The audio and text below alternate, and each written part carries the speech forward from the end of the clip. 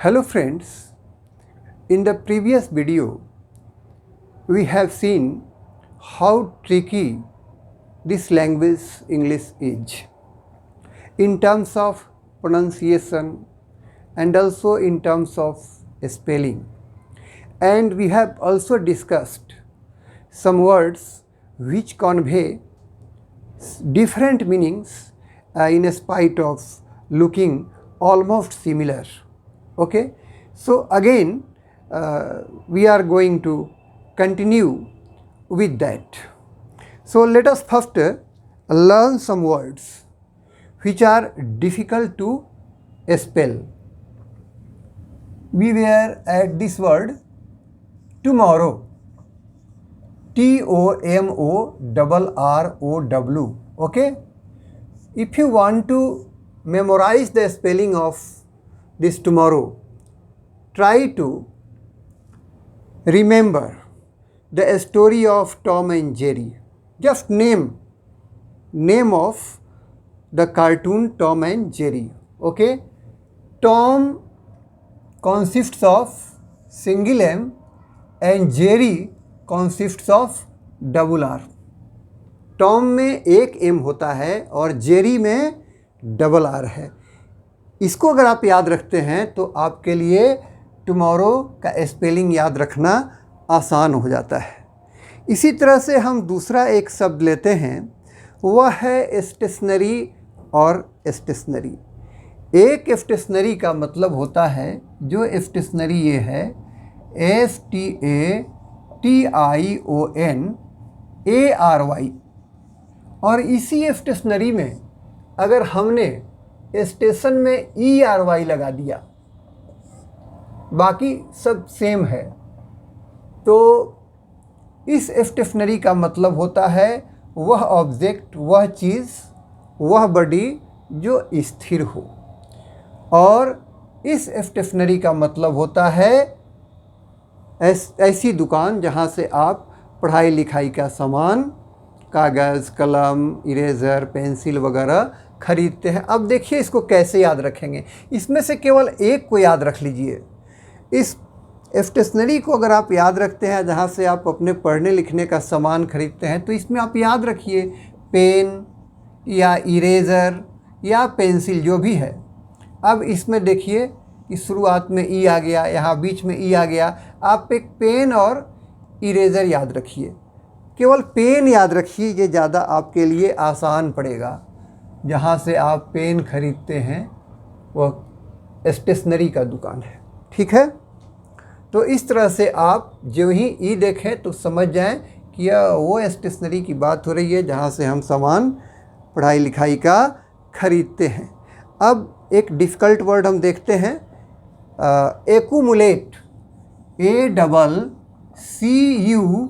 ACCUMULATE. Okay, I am going to jot down some words. Okay, you try to memorize these words. Okay, effortlessly, बहुत प्रयास करने की बहुत ज़्यादा, बस केवल बीच बीच में इसको देख लेना है। तो एक्यूमुलेट का मतलब होता है इकट्ठा होता जाना, इकट्ठा करना। और आप इसमें अगर एकोमोडेट आप लिखना चाहते हैं तो आपको डबल एम लगाना पड़ेगा। देखिए दोनों देखने में कितने सिमिलर लग रहे हैं।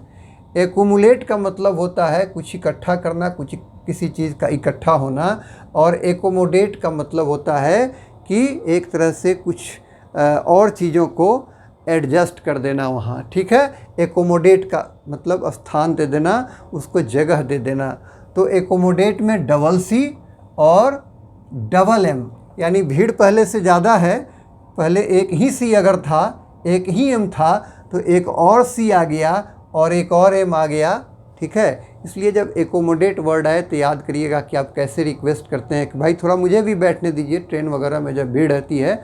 ओके, तो आप एकोमोडेट में एक और सी भी लगा देते हैं और एक और एम लगा देते हैं। एक्यूमुलेट में डबल सी, एकोमोडेट में भी डबल सी, लेकिन एम में डिफरेंस था, यहाँ एक एम, यहाँ डबल एम।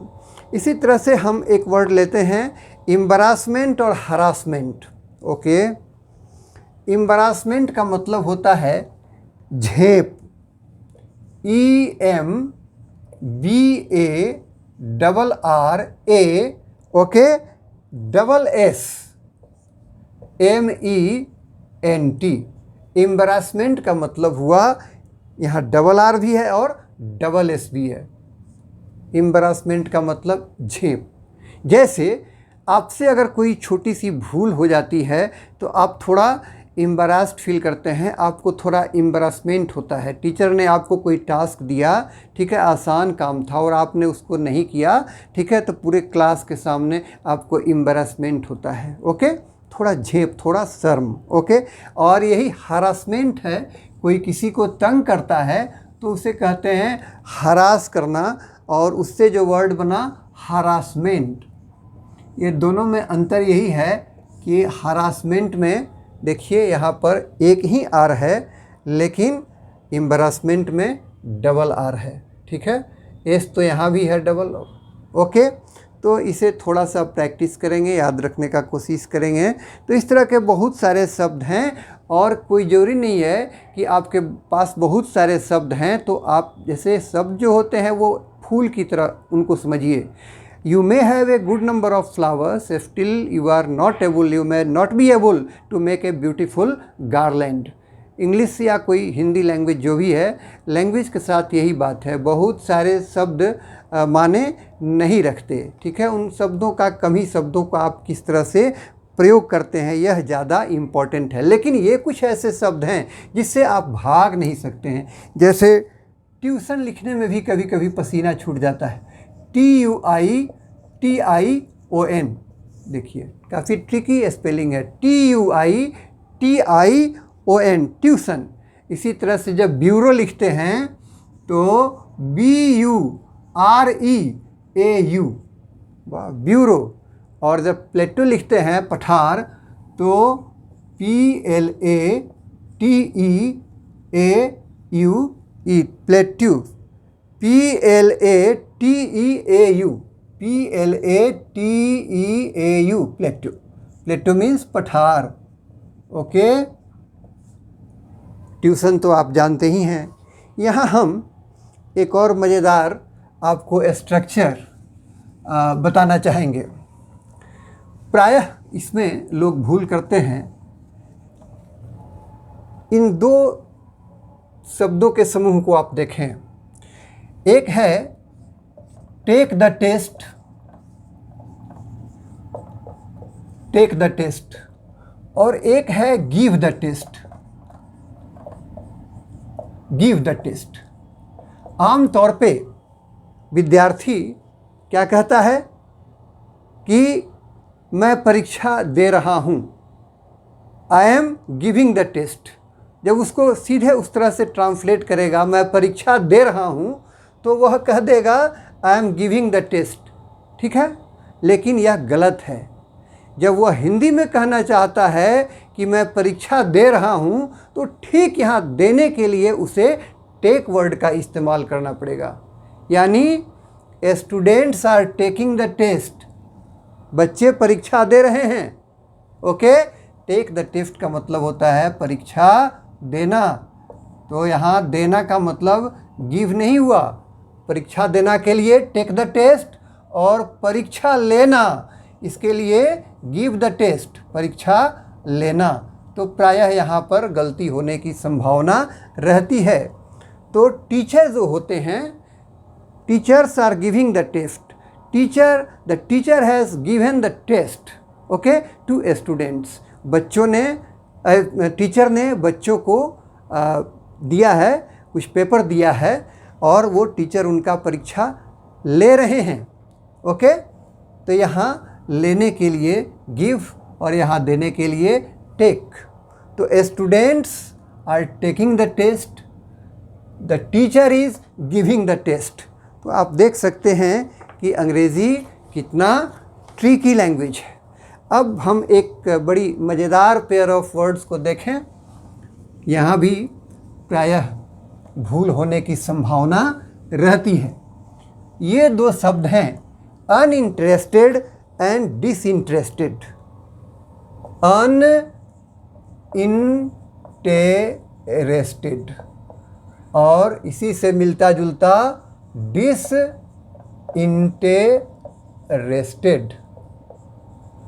अब कहाँ हम अनइंटरेस्टेड का इस्तेमाल करेंगे और कहाँ डिसइंटरेस्टेड का? देखिए, अनइंटरेस्टेड का मतलब हुआ कि जैसे मान लिया कि आप थक गए हैं, अब आपको पढ़ने का मन नहीं है, तो आप अनइंटरेस्टेड हो गए हैं अभी पढ़ाई में। और डिसइंटरेस्टेड का मतलब होता है न्यूट्रल होना, निष्पक्ष होना। ओके, तो जैसे एक मैच के संदर्भ में इन दोनों शब्दों को आप समझने का कोशिश करिए कि मैच में जो अंपायर होता है, वहाँ आप दोनों शब्दों को आसानी से प्रयोग कर सकते हैं एक मैच के लिए। The umpire in A match must be disinterested. The umpire in A match must be disinterested, यानी उसे निष्पक्ष होना है। ठीक है, वो किसी के का साइड नहीं लेगा। And but he has not to be uninterested. Uninterested का मतलब बोर। ठीक है, बोर, थका हुआ। ठीक है, बिना रुचि का, बिना अरुचि का। ठीक है, ओके। जैसे एक और शब्द, एक और वाक्य के संदर्भ में इसको समझना आसान होगा कि द जज, okay, must be disinterested, okay, but at the same time he should not be uninterested. उसे केस में, किसी मामले में अनइंटरेस्टेड नहीं होना चाहिए। उस मामले को ध्यान लगा करके उसको पढ़ना चाहिए ताकि वो एक अच्छा जजमेंट दे सके।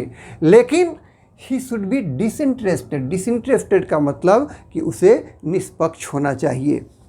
तो इन शब्दों में मुझे भी कभी कभी कठिनाई आती थी।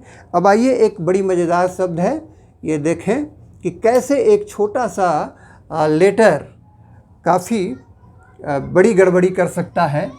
टॉपर, अभी तो बहुत सारे लोग आईएएस के, उनका जब रिजल्ट निकला है तो उसमें टॉपर हुए हैं।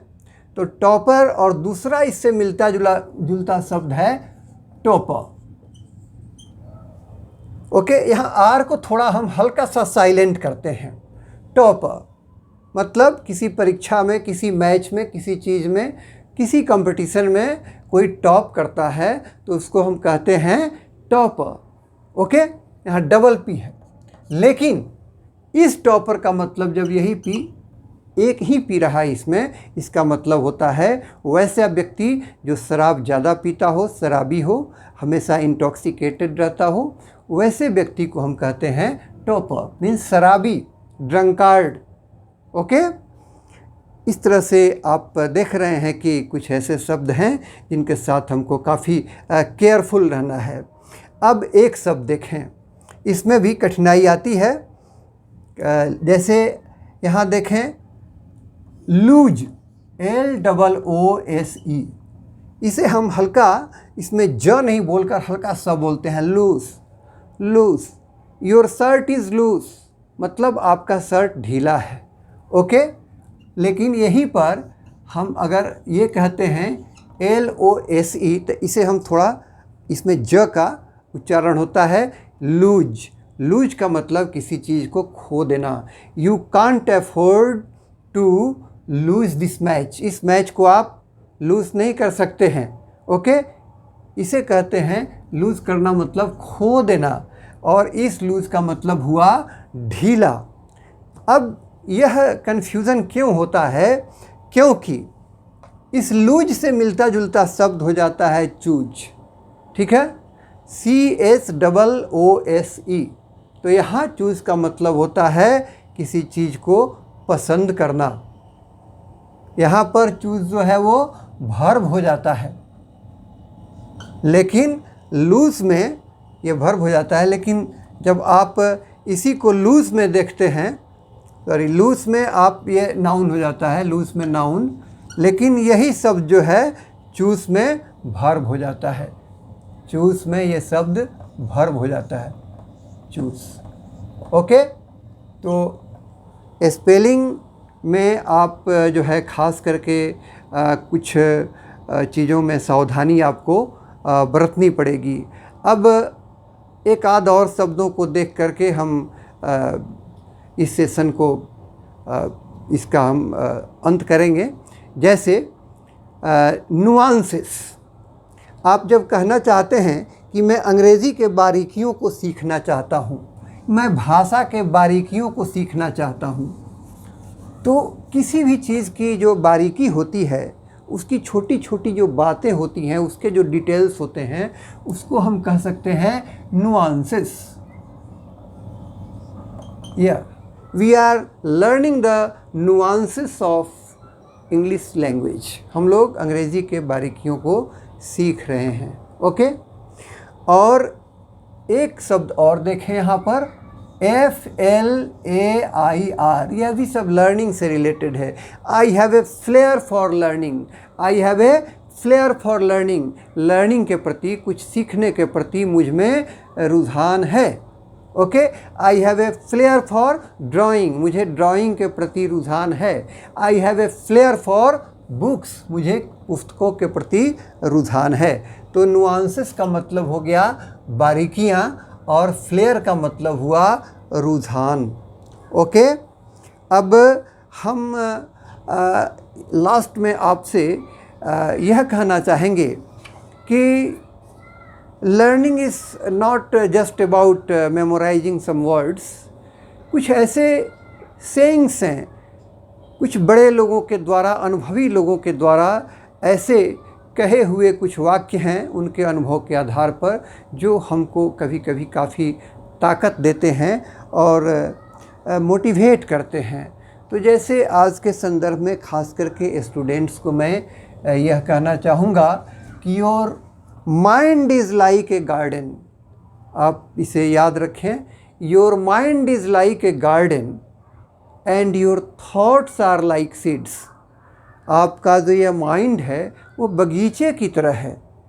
Your mind is like a garden and your thoughts are like seeds. You can grow flowers or you can grow weeds. अब ये आप पर है कि आप उसमें, इस गार्डन में फूल उगा रहे हैं कि इसमें आप घास पात उगा रहे हैं। Thank you.